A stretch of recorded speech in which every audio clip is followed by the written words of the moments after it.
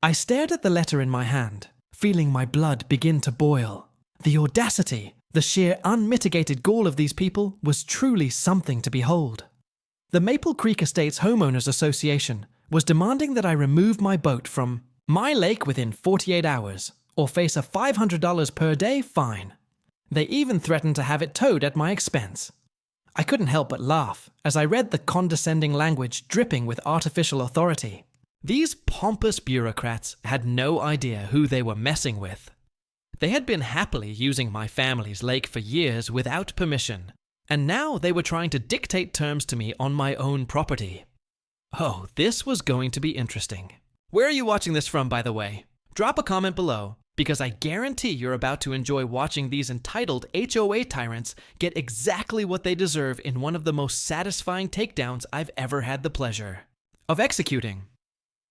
My name is Jake Sullivan, and until 6 months ago, I was just another overworked software engineer grinding away in Silicon Valley.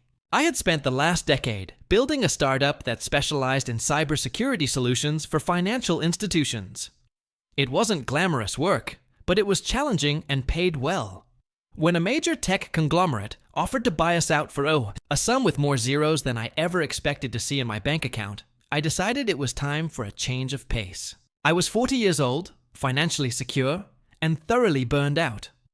What I needed was peace and quiet, away from the constant hustle and endless meetings. That's when I remembered the lake house. Sullivan Lake had been in my family for generations. My grandfather, a commercial fisherman turned conservationist, had purchased the 50-acre lake and surrounding land back in the 1950s when the area was nothing but farmland and forests. He built a modest cabin on the shore and spent his retirement years fishing, writing, and teaching local kids about respecting nature. I still have vivid memories of summers spent at the lake with him, learning to fish and listening to his stories about the old days when the water was so clear you could see 20 feet down to the bottom. He was something of a local legend, known for standing up to a mining company that wanted to devastate the surrounding watershed. "Water is life, Jake," he'd tell me, his voice gruff but gentle. "Not just for fish, but for all of us. Never let anyone tell you that profit is more important than protecting what nature gave us." Those words had stayed with me through the years, even as I pursued my career in technology thousands of miles away. My father maintained the property, but rarely used it, as his work kept him traveling. He was more of a city person anyway, never quite connecting with the lake the way my grandfather and I did. When both of them passed away within 2 years of each other, my grandfather at 92, and my father unexpectedly from a heart attack at 67, the lake and the cabin became mine. I hadn't visited in almost 5 years, busy with building my company, dealing with investors, and navigating the cutthroat tech industry, but now it seemed like the perfect refuge. I had the cabin renovated, maintaining its rustic charm while adding modern amenities like reliable internet and updated plumbing, and moved in just as winter was giving way to spring. The peace I found there was exactly what I needed. Mornings, spent with coffee on the dock, afternoons working on small projects around the property, and evenings watching the sunset from my small fishing boat in the middle of the lake. The stress of meetings and deadlines gradually melted away, replaced by the rhythms of nature and the simple pleasures of lake living. It was perfect, or at least it was, until the HOA decided to flex their muscles. That morning had started like any other. I woke with the sun, made a pot of strong coffee, and took my mug down to the dock where my 16-foot aluminum fishing boat was tied up. It wasn't anything fancy, just a simple, practical vessel, perfect for one person to navigate the lake and do some casual fishing. It had belonged to my grandfather, and though it was a bit weathered, I'd kept it in good working condition. There was something deeply satisfying about using the same boat he had used for decades, trailing my fingers in the same water, watching the same shores. I noticed the piece of paper immediately, an obnoxious neon orange color attached to the side of my boat with what appeared to be waterproof tape. "Unviolation notice," it screamed in bold black letters. I pulled it off, scanning the ridiculous content about unauthorized watercraft and aesthetic standards violations. According to this notice, my boat was inconsistent with community visual guidelines and needed to be removed from community waters. The notice also mentioned that all boats must be registered with the HOA and display appropriate community stickers. I laughed, thinking it was some kind of prank, until I walked back to the cabin and found the official letter in my mailbox, complete, with HOA letterhead and the signature of one Richard Wilkins, HOA president. I was still staring at the letter when my phone rang. It was Ray Delgado, my closest neighbor, and one of the few people I'd gotten to know since moving in. Ray was in his mid-70s, had known my grandfather well, and lived about a quarter-mile down the shore in a house he'd built with his own hands. 50 years ago, he was a retired carpenter with calloused hands and a permanent tan from decades of outdoor work. Despite our age difference, we'd hit it off immediately when I arrived, bonding over our shared love of fishing and dislike of unnecessary rules. "Morning, Jake. I see the welcoming committee finally found you," he said with a dry chuckle, when I answered. I told him about the notice and letter, and he sighed heavily. Those HOA vultures have been getting more aggressive every year. They started building that fancy development on the north side about 10 years ago, and ever since then, they've been acting like they own everything within 5 miles. Your grandfather would have run them off with a shotgun full of rock salt. The image made me smile. Grandpa Sullivan had indeed been known for his direct approach to trespassers. I asked Ray if he'd had trouble with them too. "Oh, they tried with me once, about my boat shed being unsightly." I told Richard Wilkins where he could stick his violation notice. Haven't bothered me since, but they're probably just waiting for me to die so they can harass whoever buys my place. You should know, they've been using your lake for their fancy fishing tournaments for years now. They even have a private club called the Elite Anglers, or some pretentious nonsense. Bunch of weekend warriors in expensive gear who couldn't catch a cold, if you ask me. That information startled me. I hadn't thought to check if anyone was using the lake while the property was vacant, naively assuming that respect for private property still meant something. After hanging up with Ray, I did some digging online and found exactly what he was talking about. The Maple Creek Estates HOA website prominently featured photos of their annual lakeside fishing derby, with smiling men in expensive fishing gear proudly displaying their catches on my lake.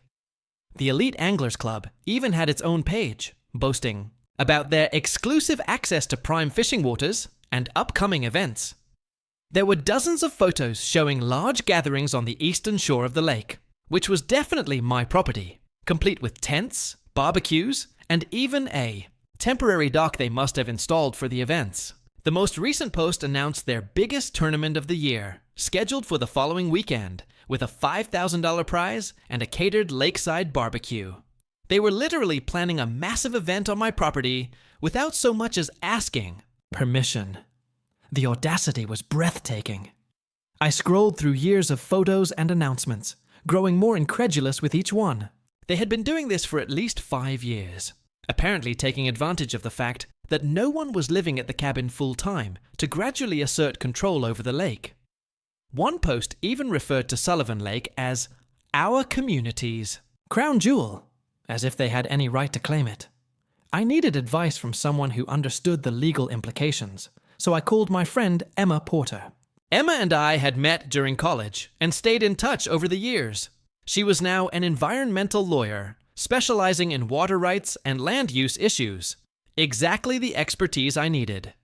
She had been one of the few people who understood why I'd walked away from my successful tech career to live by a lake.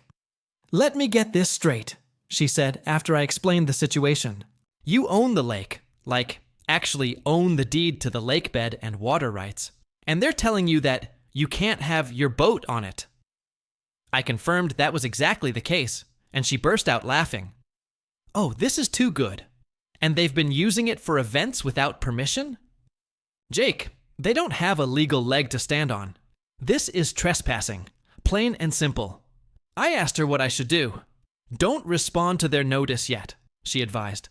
"Let's gather some evidence first. If they've been doing this for years, we want to document everything before they have a chance to cover their tracks."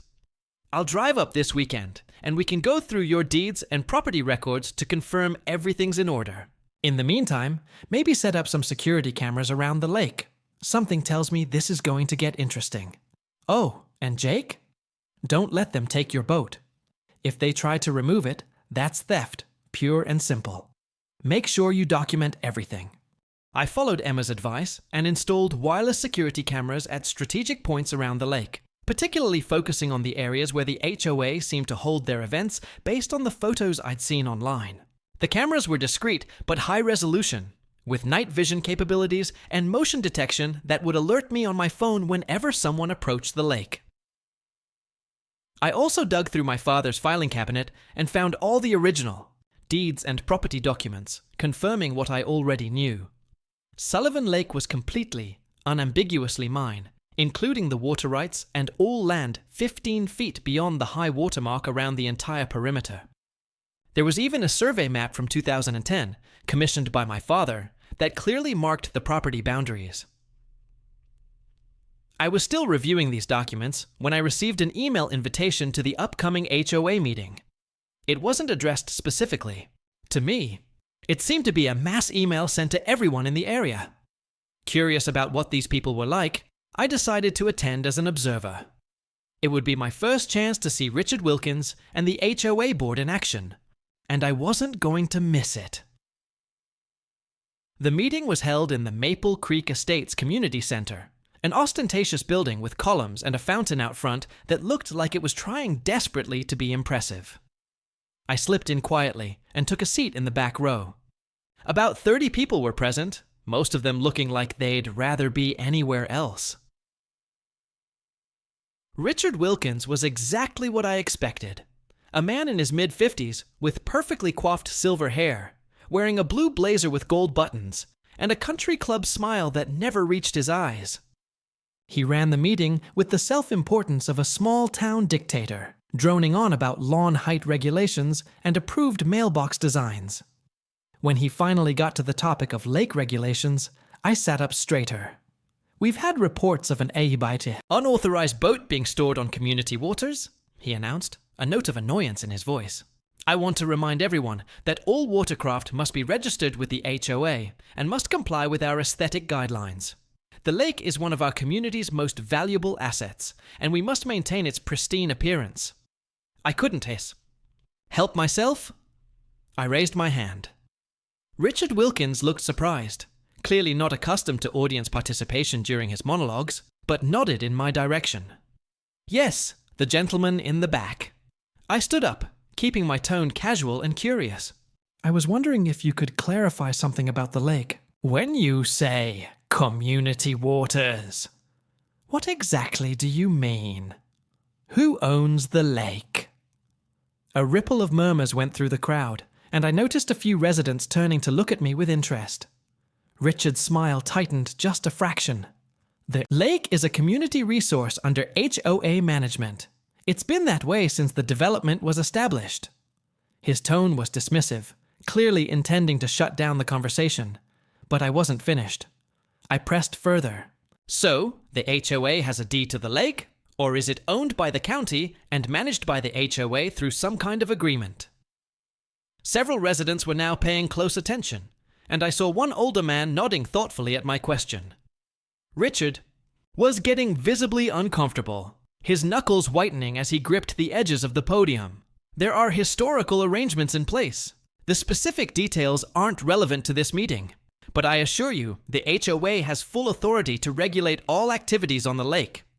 His tone had turned sharp, but I kept my expression innocently curious. That's interesting. I'd love to see those documents sometime.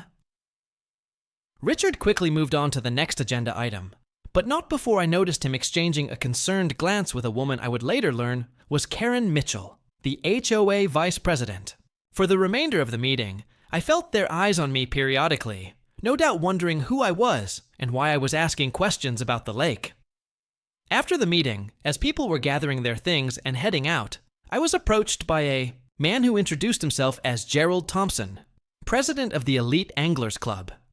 He was in his 60s, with the weathered face of someone who spent a lot of time outdoors, and the confident handshake of someone used to getting his way.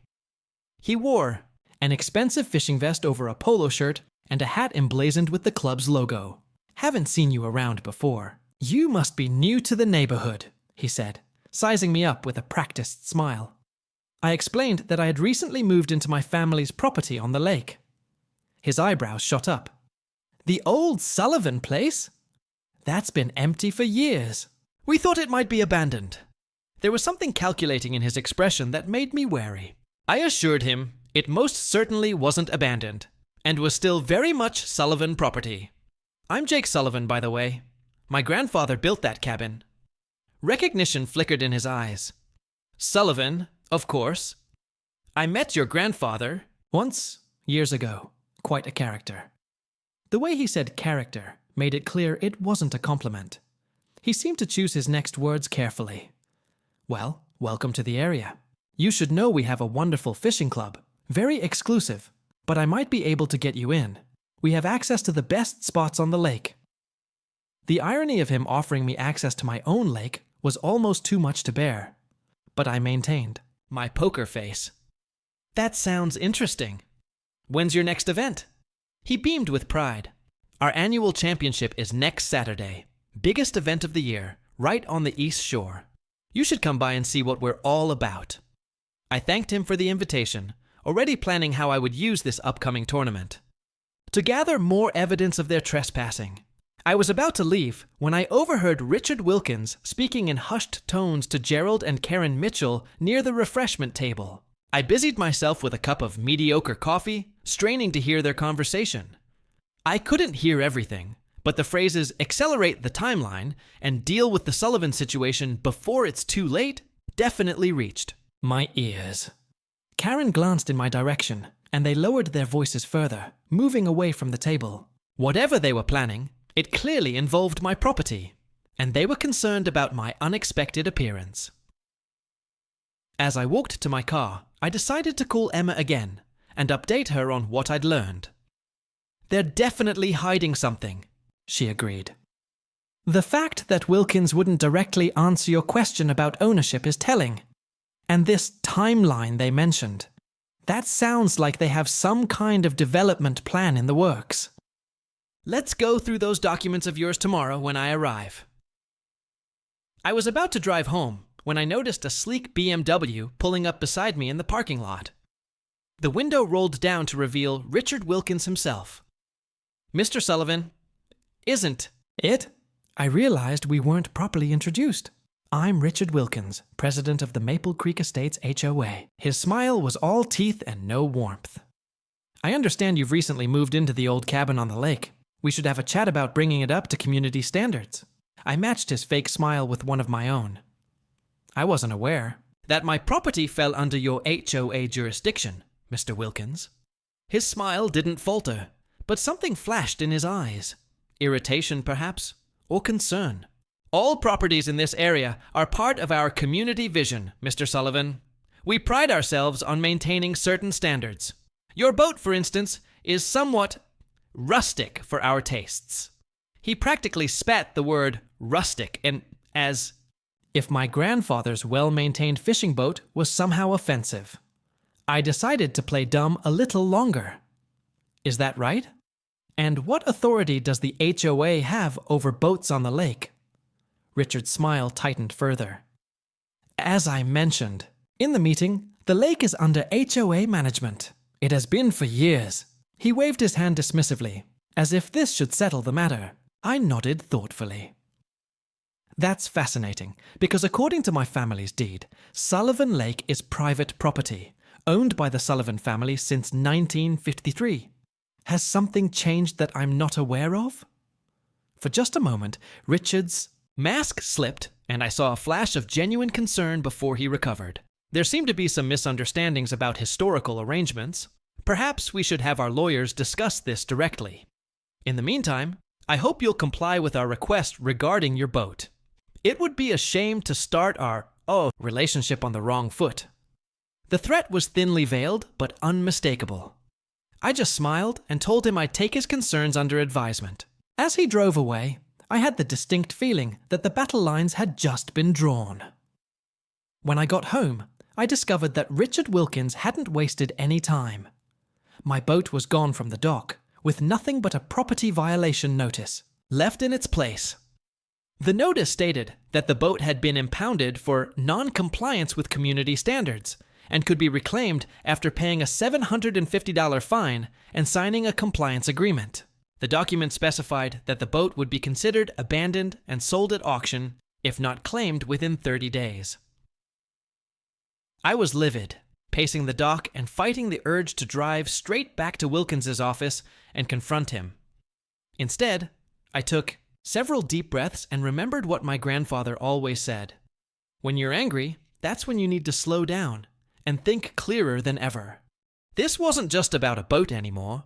It was about standing up to bullies who had been taking advantage of my family's property for years. I called the local sheriff's office to report the theft, only to be told that this was considered a civil matter between me and the HOA. The deputy I spoke with seemed uncomfortable, mentioning that these HOA disputes can get complicated, and suggesting I try to work things out directly with the association. His reluctance to get involved made me wonder if the HOA had friends in the sheriff's department, or if they had simply convinced local law enforcement that they had authority they didn't actually possess. By the time Emma arrived the next morning, I had moved from anger to cold, calculated determination. We spent the day going through all my documents, spreading them out on the cabin's large dining table. Emma's legal expertise was invaluable, as we confirmed beyond any doubt that I had clear title to the lake and surrounding property. "These deeds are ironclad," she said, studying the legal language. "Your grandfather was thorough in establishing the property boundaries, and your father's survey reinforces it." Emma also discovered something interesting in the county records she had pulled before driving up. The original Maple Creek estate's development plans explicitly acknowledged that Sullivan Lake was private property and not part of the development. "They've been lying to their own residents," Emma said, tapping the document with her finger. "Based on these records, they never had any right to regulate lake usage or access. They've basically been trespassing all these years." We also reviewed the security camera footage I'd set up, which had already captured several residents launching boats from what they clearly thought was HOA property, but was actually my land. "This is great evidence," Emma said. "Now, we need to figure out what their endgame is. There's something bigger happening here than just harassing you about your boat. From what you overheard about accelerating the timeline, they seem to be working towards something specific." Our answer came later that afternoon, when Ray Delgado stopped by with an interesting piece of information. "My niece works for the county planning department," he said. "She called me this morning because she saw a preliminary application come across her desk. Maple Creek Estates is seeking approval for a major expansion, a luxury lakeside resort with condos, a marina, and a golf course. Guess which lake? They're planning to build it on." The pieces started falling into place. Richard Wilkins and his cronies weren't just being petty tyrants. They were setting up for a multi-million-dollar development project on land they didn't own. They had probably been planning this for years, gradually establishing the fiction that the HOA controlled the lake, likely assuming that the Sullivans' family had either forgotten about the property or would be willing to sell. My unexpected return and questions about ownership had thrown a massive wrench in their plans.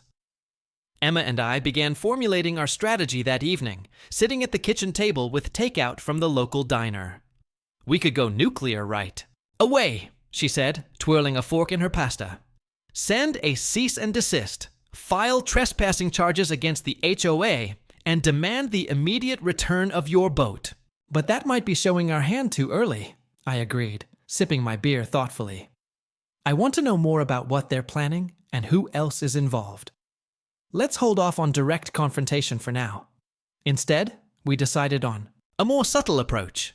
Emma drafted a letter to the HOA board, requesting copies of all documents pertaining to lake ownership and management, as well as information about the Elite Anglers Club's usage of the lake. The letter was carefully worded to sound like a reasonable request for information rather than a challenge to their authority. This will put them on notice that someone is asking questions, but it doesn't reveal that we know about the development. Plans, Emma explained. We also decided to let the upcoming fishing tournament proceed as planned, with security cameras recording everything. The more evidence we had of them using my property without permission, the stronger our position would be when we finally dropped the hammer. In the meantime, I received a formal letter from Steve Barnes, the HOA's attorney, reiterating the demand to comply with HOA regulations and threatening legal action if I continued to interfere with community operations. The letter was full of vague references to historical precedent and established community standards, but conspicuously lacked any specific citation of legal authority over my property. Emma helped me draft a response that acknowledged receipt of their letter, but committed to nothing, buying us more time. "This is actually helpful," she said, as we finalized the wording. "It shows they're getting nervous, but don't have any real legal basis for their claims. If they had actual documentation supporting their position, their lawyer would have cited it specifically." I also reached out to Sarah Lynn, a reporter with the local newspaper, who Ray mentioned had done stories on HOA overreach in the past. We met for coffee at a small cafe in town, far enough from Maple Creek Estates to avoid being seen by any HOA members. Sarah was in her mid-30s, with sharp eyes and the kind of focused attention that good journalists have, listening intently, as I shared some of what was happening, being careful not to reveal our full strategy. "So, they've been using your lake for years without permission, and now they're trying to stop you from using your own boat on it," she summarized. That's classic HOA overreach, but there seems to be more to this story. Sarah was immediately interested, especially when I mentioned the resort development plans. "I've been hearing rumors about a big project, but no one would go. On record," she said, scribbling notes. "If they're planning to build on private property without the owner's consent, that's a major story." I asked her to hold off on publishing anything just yet, but to keep her ear to the ground about the development plans and the investors behind them. The day before the fishing tournament, Richard Wilkins appeared at my door unannounced.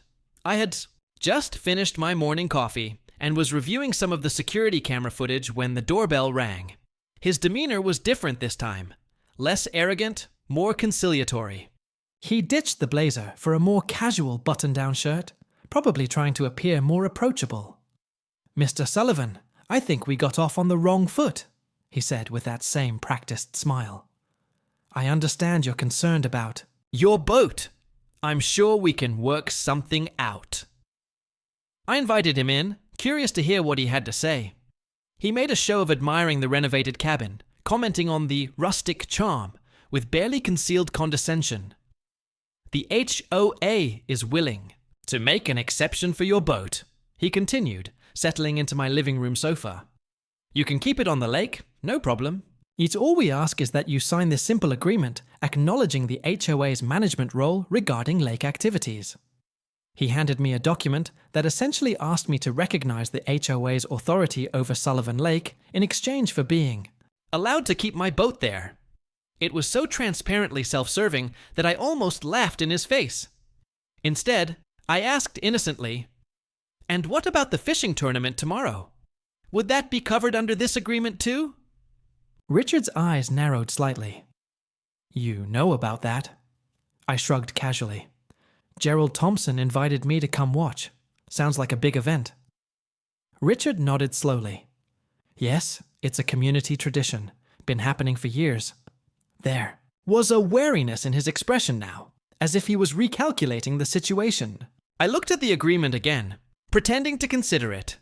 "And this resort development I've been hearing about, the one that's supposed to be built on the lakeshore, would this agreement cover that too?" Richard couldn't quite hide his surprise. "I'm not sure what you've heard, but any development plans would go through proper channels. This agreement is just about basic lake usage guidelines."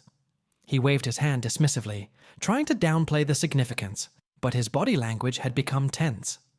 I handed the document back to him. "I'll need to have my lawyer review this. She's been quite interested in the lake's legal status." Richard's friendly facade slipped for just a moment. "Mr. Sullivan, I'm trying to be reasonable here. It would be in everyone's best interest if we could resolve this amicably. There are economic opportunities that could benefit you, as well, if you're willing to be cooperative." There it was, the implied bribe. I kept my expression neutral. "I'll think about it, Mr. Wilkins. In the meantime, I'd appreciate the return of my boat." He stood up, clearly displeased with how the conversation had gone. "I'll see what I can do, but understand that cooperation goes both ways. The HOA has been managing this lake for many years, and we have substantial community support. It would be unfortunate if this turned into a prolonged dispute." The threat was thinly veiled. After he left, I called Emma to update her. "He practically admitted they have no legal claim," I told her, "and he hinted at bringing me in on whatever development deal they're planning." Emma wasn't surprised. Classic move. Try to intimidate first, then offer to cut you in when that doesn't work. The tournament tomorrow is going to be interesting. We finalized our plan for the fishing tournament. Emma would attend as my guest, and we would document everything but not interfere. The real action would come after. The morning of the tournament dawned clear and sunny. Perfect fishing weather. From my cabin, I watched as trucks pulling boats began arriving at the eastern shore of the lake. Gerald Thompson was directing operations, setting up tents, tables, and even a temporary bar. A large banner proclaimed, "15th Annual Elite Anglers Championship," with the Maple Creek Estates logo prominently displayed. There must have been at least 20 vehicles parked on my property already, with more arriving by the minute. Emma arrived mid-morning, and we watched the proceedings from my deck with binoculars. "They're not even trying to be discreet," she remarked as more and more people gathered. "I count at least 40 people and 15 boats, all on your property." Around noon, Richard Wilkins arrived with several well-dressed individuals who definitely weren't there for fishing. They were carrying portfolios and gesturing toward different areas of the shoreline. "Those must be the investors," Emma said. "He's showing them the proposed development site." We grabbed our cameras with telephoto lenses and moved closer, staying hidden among the trees on my property. We could now hear snippets of Richard's pitch to the investors. Prime. Lakefront location. Exclusive access. Already control the entire waterfront. Just need to finalize a few details. He was showing them glossy brochures with renderings of what looked like a massive resort complex. One of the investors, a woman in an expensive suit, asked about existing property owners. Richard's answer was revealing. Minimal issues. Most of the shoreline is undeveloped. There's one holdout we're in negotiations with, but that should be resolved soon. We've effectively managed the lake for years. Establishing formal control is just a formality at this point. He was completely misrepresenting the situation, acting as if he had authority he didn't possess, and implying that I was almost on board with their plans. The group moved on, studying what appeared to be preliminary architectural renderings. Satisfied we had enough evidence, Emma and I retreated to finalize our plan. It was time to end this charade. While the fishing tournament was in full swing, with boats scattered across the lake and a large crowd enjoying the barbecue on shore, we put our plan into action. First, Emma filed an emergency injunction with the county court, using our evidence to establish clear ownership of the lake and immediate threat of harm through unauthorized use.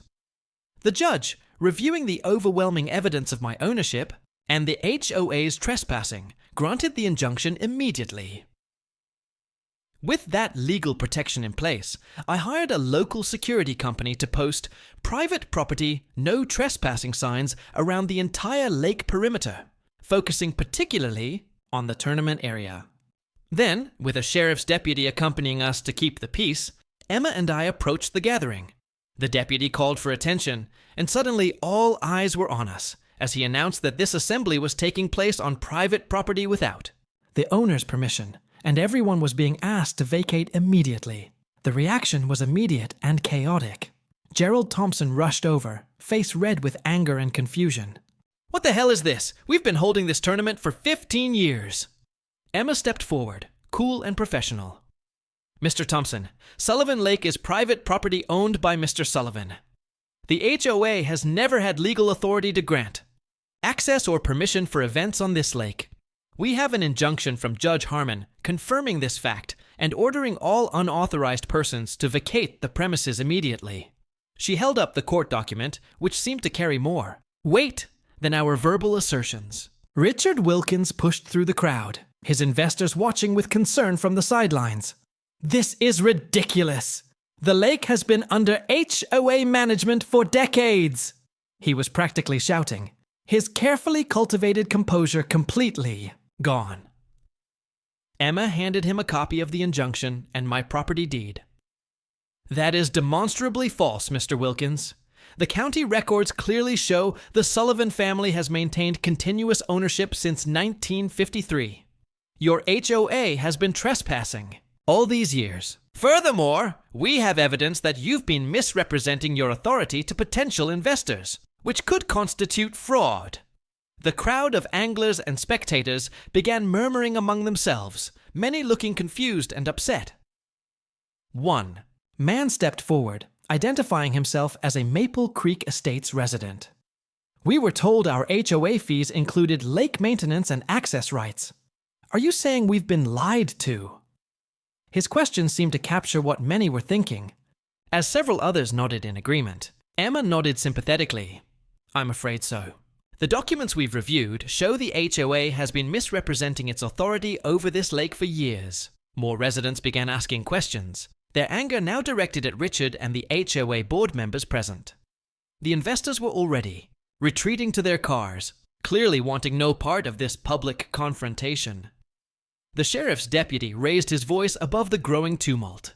Folks, I need everyone to begin packing up their equipment and vacating the property in an orderly fashion. The court order is clear, and I'm here to enforce it. Gerald Thompson was still protesting, but people were already beginning to dismantle the tents and load their gear. Richard Wilkins pulled me aside, his face a mask of barely controlled fury. You have no idea what you've just done, Sullivan. I have connections in this county you couldn't imagine. This isn't over. His attempt at intimidation might have worked on someone else, but after years of high-stakes business negotiations in Silicon Valley, his threat seemed almost laughable. I met his gaze calmly.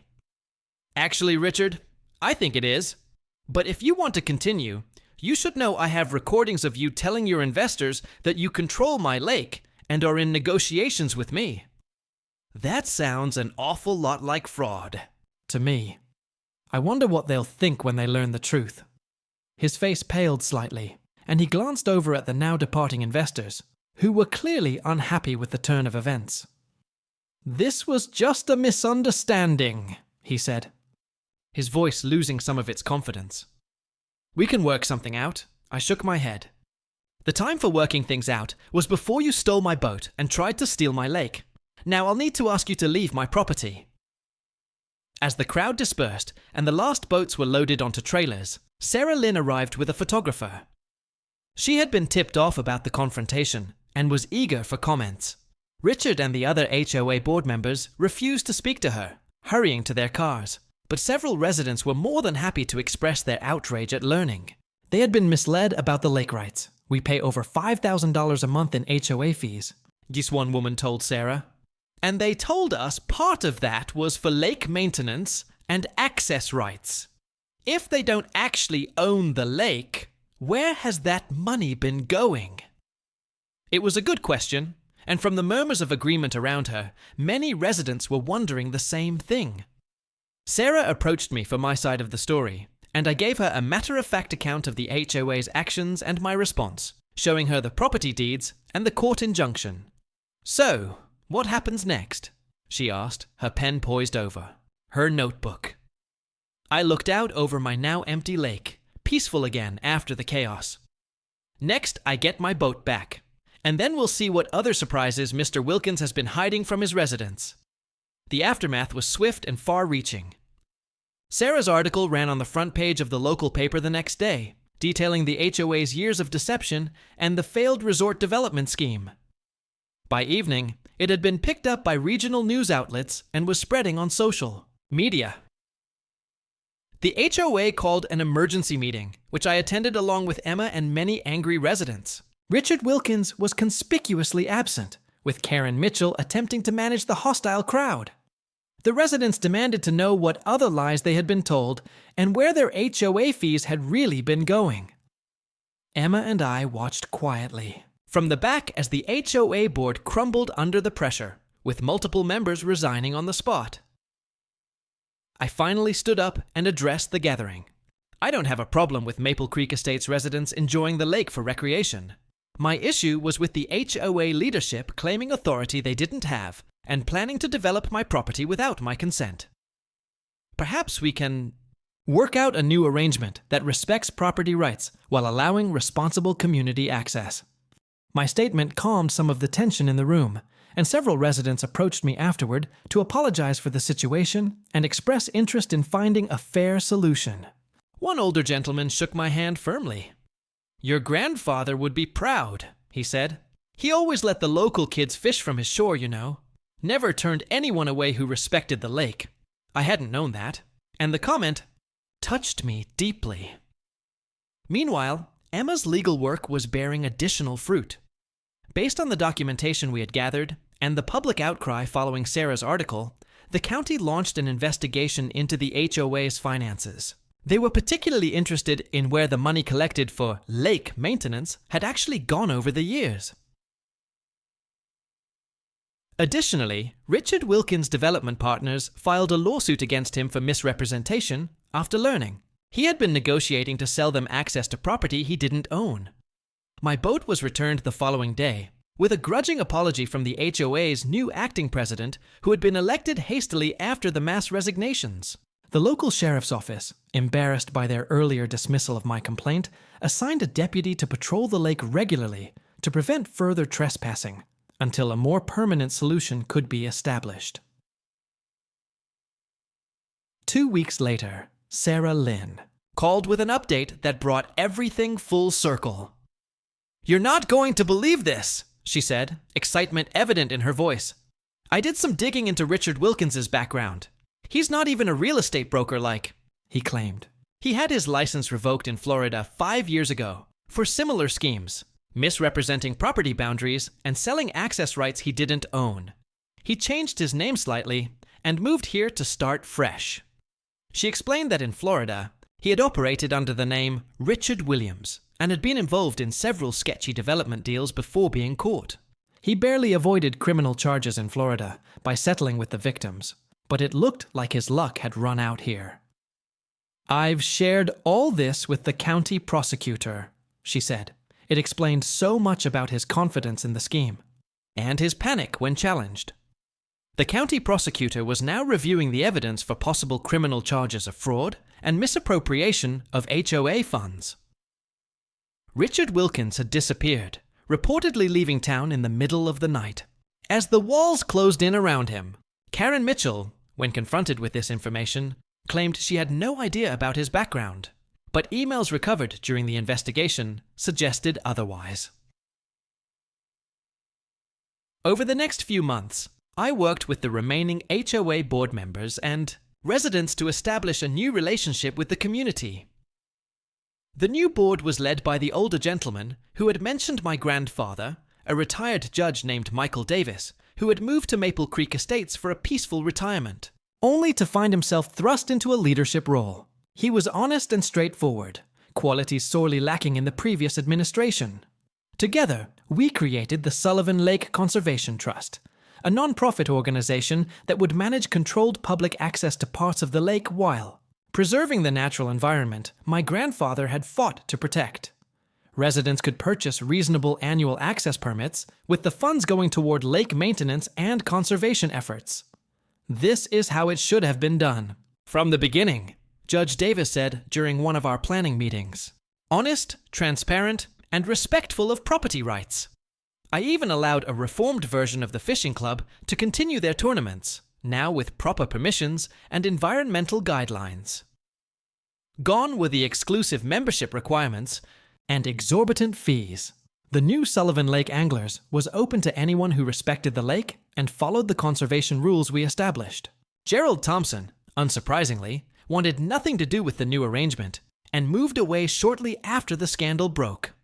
The Eastern Shore, where Richard had planned his resort development, was instead dedicated as a small public park with a modest fishing pier and picnic area, open to all community members. On the day we opened the park, I placed a plaque honoring my grandfather, with his favorite saying, "Water is life, not a commodity to be bought and sold." As for my boat, I finally got around to repainting it and making some repairs, but I kept it deliberately rustic as a reminder of where this all began. On quiet mornings, I still take it out to the middle of the lake with a fishing rod and a cup of coffee, just as my grandfather did. Sometimes Ray Delgado joins me, sharing stories about the old days and how my grandfather would have handled the HOA situation, usually involving more colorful language and less legal finesse than my approach. Emma stopped by regularly, proud of what we accomplished together, and keeping an eye out for any new threats to the lake's tranquility. She helped establish the legal framework for the Conservation Trust, ensuring it would protect the lake long after I'm gone. The no trespassing signs came down, replaced by Sullivan Lake Conservation Area markers that set out reasonable usage rules while acknowledging the lake's private ownership. Sometimes, the sweetest victory isn't just defeating your enemies, but transforming a battle into an opportunity to build something better. As I sit in my boat, watching families enjoy the new lakeside park and responsible anglers respectfully fishing the waters, I can't help but think my grandfather would be proud. He always said the lake wasn't just for one person. It was a treasure to be protected for everyone who would appreciate it properly. The HOA tyrants who tried to steal it have been replaced by a community that respects both the natural resource and the rights of those who steward it. Richard Wilkins's grand plan for luxury condos and exclusive access has instead become a model for how private ownership and public benefit can coexist with the right approach. Last week, I found an old photograph of my grandfather standing on the dock with his fishing boat, the same boat that started this whole ordeal. He's smiling broadly, holding up a large base, with the lake stretching out behind him. I had it framed and hung it in the cabin's living room. Every time I look at it, I'm reminded of his wisdom and determination, qualities I hope I've inherited, at least in part. And every time I take my non-compliant boat out onto my very own lake, I can't help but smile at how it all turned out. Sometimes, standing your ground isn't just about protecting what's yours. It's about showing others a better way forward. The lake is healthier now than it has been in years, with clearer water and more abundant wildlife, proof that proper stewardship works better than unchecked development. As my grandfather would say, take care of the water, and the water takes care of everything else. Words to live by, especially when dealing with entitled HOAs who don't know their place. Reply forward ad. Reaction.